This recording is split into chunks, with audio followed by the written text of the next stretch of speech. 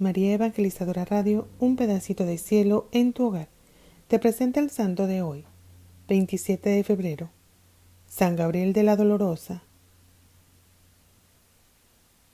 El bailarín que llegó a la santidad.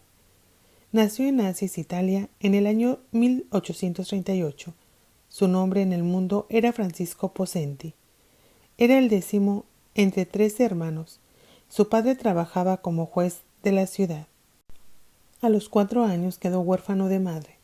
El papá, que era un excelente católico, se preocupó por darle una educación esmerada, mediante la cual logró ir dominando su carácter fuerte, que era muy propenso a estallar en arranques de ira y del mal genio. Tuvo la suerte de educarse con 2 comunidades de excelentes educadores, los hermanos cristianos y los padres jesuitas, y las enseñanzas recibidas en el colegio le ayudaron mucho para resistir los ataques de sus pasiones y de la mundanalidad. El joven era sumamente esmerado en vestirse a la última moda, y sus facciones elegantes y su fino trato, a la vez que su rebosante alegría y la gran agilidad para bailar, lo hacían el preferido de las muchachas en las fiestas. Su lectura favorita eran las novelas, pero le sucedía como en otro tiempo a San Ignacio, que al leer novelas en el momento sentía emoción y agrado, pero después le quedaba en el alma una profunda tristeza y un mortal hastio y abatimiento.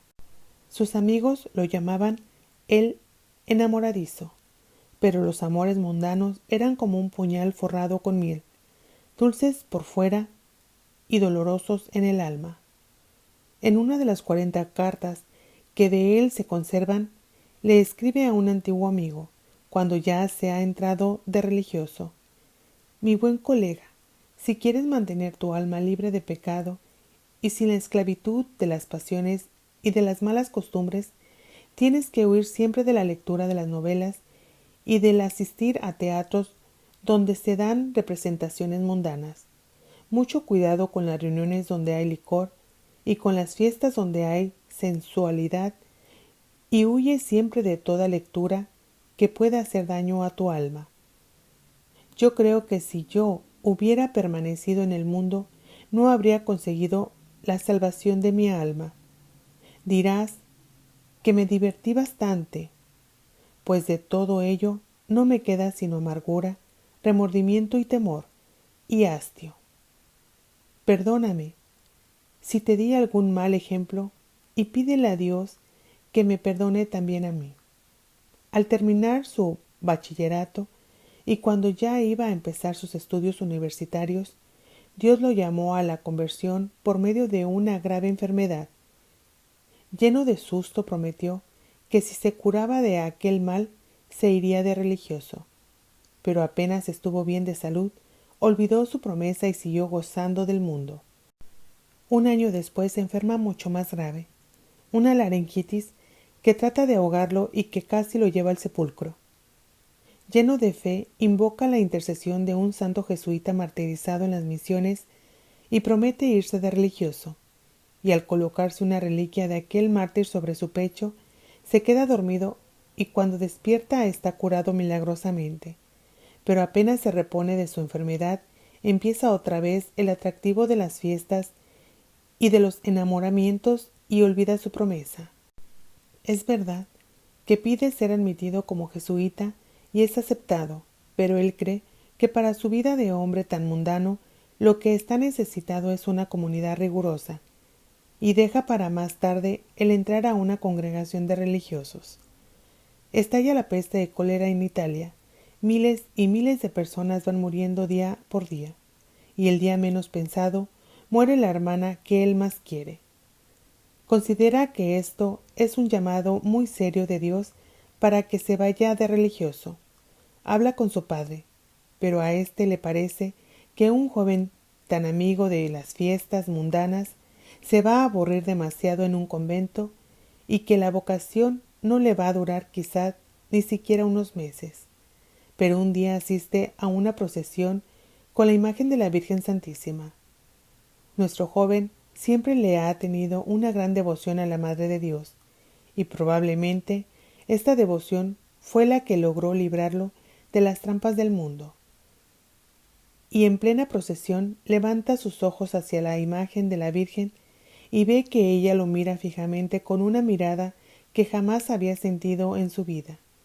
Ante esto ya no puede resistir más. Se va a donde su padre a rogarle que lo deje irse de religioso. El buen hombre le pide el perecer al confesor de su hijo, y recibida la aprobación de este santo sacerdote, le concede el permiso de entrar a una comunidad bien rígida y rigurosa, los Padres Pasionistas. Al entrar de religioso se cambia el nombre y en adelante se llamará Gabriel de la Dolorosa. Gabriel, que significa el que lleva el mensaje de Dios, y de la Dolorosa, porque su devoción mariana más querida consiste en recordar los 7 dolores o penas que sufrió la Virgen María. Desde entonces será un hombre totalmente transformado. Gabriel había gozado siempre de muchas comodidades en la vida, y le había dado gusto a sus sentidos, y ahora entra a una comunidad donde se ayuna y donde los alimentos es tosca y nada variada. Los primeros meses sufre un verdadero martirio con este cambio tan brusco, pero nadie le oye jamás una queja ni lo ve triste o disgustado. Gabriel lo que hacía, lo hacía con todo el alma. En el mundo se había dedicado con todas sus fuerzas a las fiestas mundanas, pero ahora, entrado de religioso, se dedicó con todas sus fuerzas de su personalidad a cumplir exactamente los reglamentos de la comunidad. Los religiosos se quedaban admirados de su gran amabilidad, de la exactitud total con la que cumplía todo lo que se le mandaba, y del fervor impresionante con el que cumplía sus prácticas de piedad. Su vida religiosa fue breve, apenas unos 6 años, pero en él se cumple lo que dice el libro de la sabiduría. Terminó sus días en breve tiempo, pero ganó tanto premio como si hubiera vivido muchos años.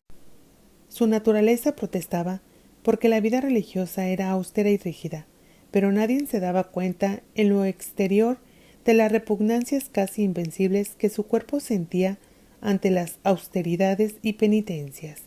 Su director espiritual sí lo sabía muy bien. Al empezar los estudios en el seminario mayor para prepararse al sacerdocio, leyó unas palabras que le sirvieron como de lema para todos sus estudios, y fueron escritas por un sabio de su comunidad, San Vicente María Strambi. Son las siguientes: los que se preparan para ser predicadores o catequistas, piensen mientras estudian, que una inmensa cantidad de pobres pecadores les suplica diciendo: por favor, prepárense bien, para que logren llevarnos a nosotros a la eterna salvación. Este consejo tan provechoso lo incitó a dedicarse a los estudios religiosos con todo el entusiasmo de su espíritu. Cuando ya Gabriel estaba bastante cerca de llegar al sacerdocio, le llega la terrible enfermedad de la tuberculosis. Tiene que recluirse en la enfermería y allí acepta con toda alegría y gran paciencia lo que Dios ha permitido que le suceda.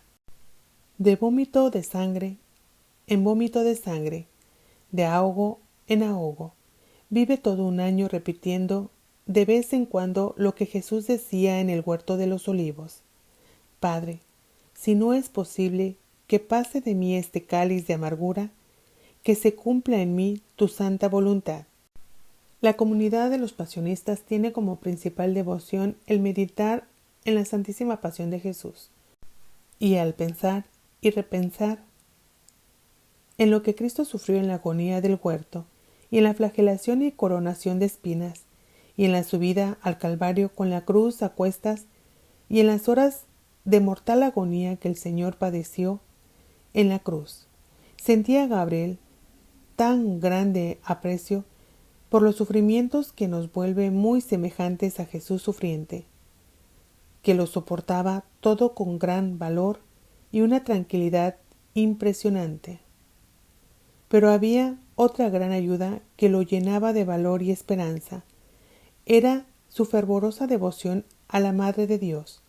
Su libro mariano preferido era Las Glorias de María, escrito por San Alfonso, un libro que consuela mucho a los pecadores y débiles y que aunque lo leamos 10 veces, todas las veces nos parece nuevo e impresionante.